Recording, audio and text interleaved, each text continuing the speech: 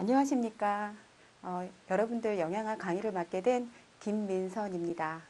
예, 영양사 시험 준비들 하시느라고 힘드시죠?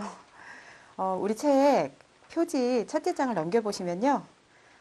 저희 이제 영양사 시험 안내가 나와 있어요. 예, 보시면 저희 이제 이번 시간에 공부하게 될 영양학은 1교시 첫 과목으로 육신문항이 이제 영양학 문제로 출제가 됩니다. 그럼 저희 영양사 시험이 300문항 중에 각 문항당 1점씩 해서 300점 만점으로 이제 출제가 되죠. 이 중에 영양학이 60문항이라는 거는 300문항 중에 20%나 차지하죠. 맞나요? 네.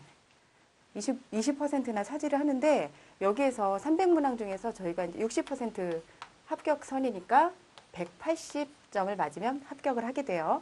그러면 영양학에서 60점 모두를 맞으면 120점만 더 확보를 하면 되는데 300문항에서 180점 그 중에 120점을 더 맞는다면은 300문항 중에서 이제 240문항 중에 120점만 더 맞게 되면 다른 과목에서는 50%만 맞아도 된다는 거죠. 뭐 설명이 되게 복잡한데요. 이거를 빼고라도. 그러니까 뭐 결론을 말씀드리면 60문항을 다 맞을 수 있는 수준으로 영양학을 철저히 공부를 하게 되면은 나머지 과목에서는 50%만 맞아도 과락범위 벗어나죠.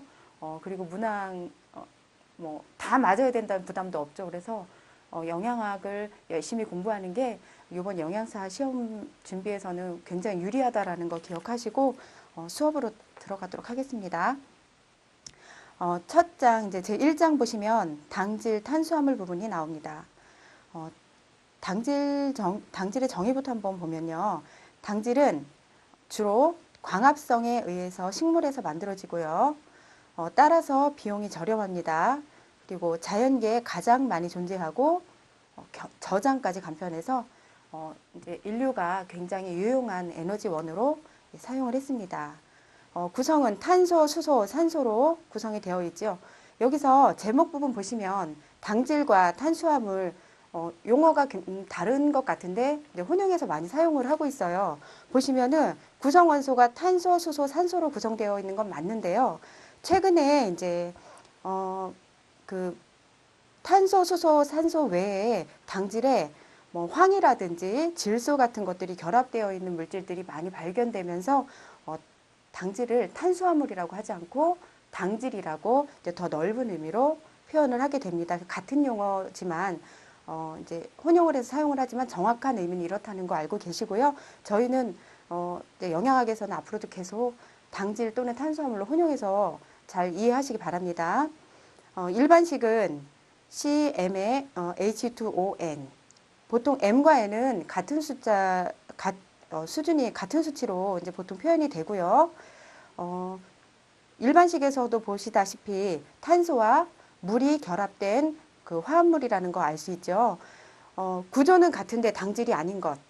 예, 초산, 젖산, 예, 이런 것들은 구조는 분명히 당질과 같은 CM의 H2O 그리고 N의 구조 같은 수준이지만 앞에 나와 있는 아세틱 액시드는 초산이고요. 뒤에 있는 락틱 액시드는 젖산입니다. 당이 아닙니다. 그리고 구조는 다른데 당질인 것. 람노즈라고 나와 있죠. 람노즈는 플라보노이드 그 색소 성분에 함유되어 있는 육탄당인데요. 분명히 이제 그 C6, H12, O5 이런 식으로 우리 당질의 일반식 구조하고는 약간 다르지만 이건 당질입니다. 기억하시고요. 화학적으로도 이제 한번 볼까요? 보통 정의 부분에서 이런 이제 좀 뭐 알데히드기다, 알코올기다 이런 용어들을 사용해서 문항에 이제 예시로 제시가 돼요. 그래서 이런 용어들도 정확히 좀 알고 계시는 게 도움이 됩니다. 그 화학적 의미로 보시면 네, 당질 같은 경우에는 한 분자 내에 한 개 이상의 알코올기를 가지고 있어요. 그리고 한 개의 알데히드기 CHO기고요. 알데히드기 또는 케톤기 둘 중에 하나를 가지고 있는 겁니다.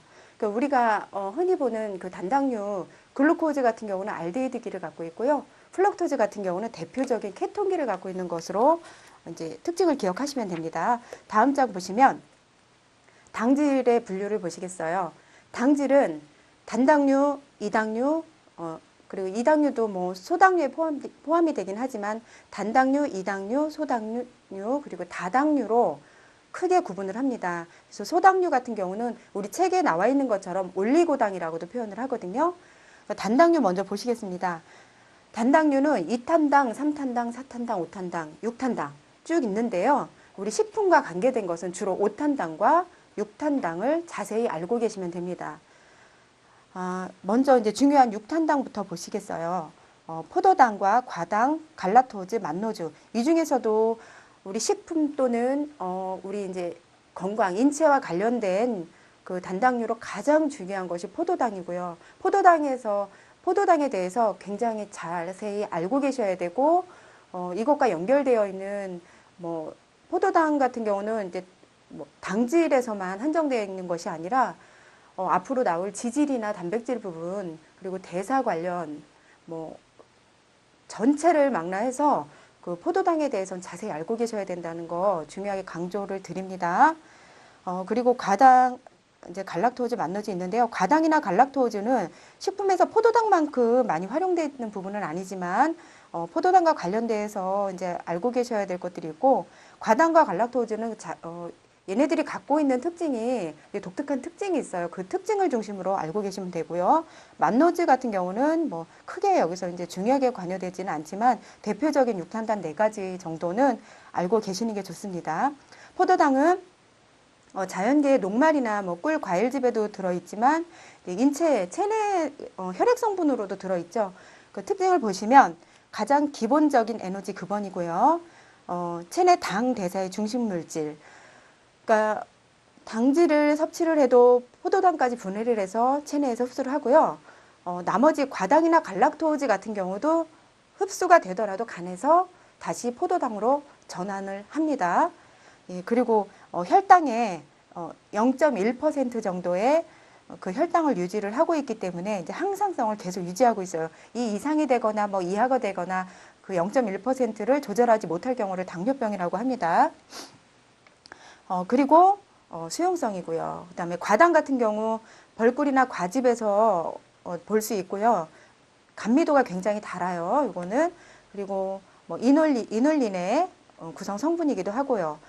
특징 보시면 케톤기 가지고 있다는 거 그래서 케토즈라고 부르고요. 위에 포도당 같은 경우는 알데히드기를 갖고 있죠. 그래서 알도즈라고도 부릅니다.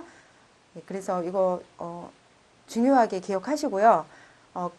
앞서서 말씀드린 대로 간에서 이제 소장에서 포도당은 이제 흡수가 되지만 간에서 다시 포도당으로 전환이 돼서 대사가 됩니다. 마찬가지로 수용성이고요.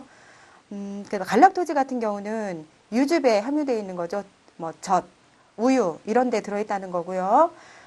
유당의 구성원이고 마찬가지로 알도즈입니다. 알도즈라는 거는 알데히드를 가지고 있다는 것이고요. 간에서 포도당으로 마찬가지로 전환이 되고 이 부분이 기억하셔야 돼요. 그리고 수용성이고 갈락토즈 같은 경우는 포도당과 결합이 되어서 이제 그 밑에 나와 있는 유당이라는 그 이당류로 이제 합성이 될 수가 있고요. 뇌성장 발달의 구성물질이라는 것도 밑에 메모해 두셨으면 좋겠어요. 예, 기억하시고요. 계속 이거는 이제 문제를 풀다 보면 반복적으로 나오는 부분이기 때문에 기억하시는 게 좋습니다. 그리고 5탄당 밑에 보시면 대표적으로는 이제 리보오즈나 데옥시리보오즈 있죠. 대사 과정에서 리보오즈나 데옥시리보오즈는 두 개 다 대사 과정에서 생성이 돼요. 말씀을 드리면 그 당질 대사에서 이제 5탄당 인산 경로 여기에서 이제 생성이 되는 그리고 핵산의 구성 물질이 될 수 있는 그런 물질이라는 거 특징적인 거 기억하시고요. 3탄당 같은 경우는 여기서 이제 저희 교재에 나와 있는 거는 굉장히 기억해야 될 만한 것들을 중심으로 이제 제시가 된 건데요. 글리세르 알데히드라는 게 있어요.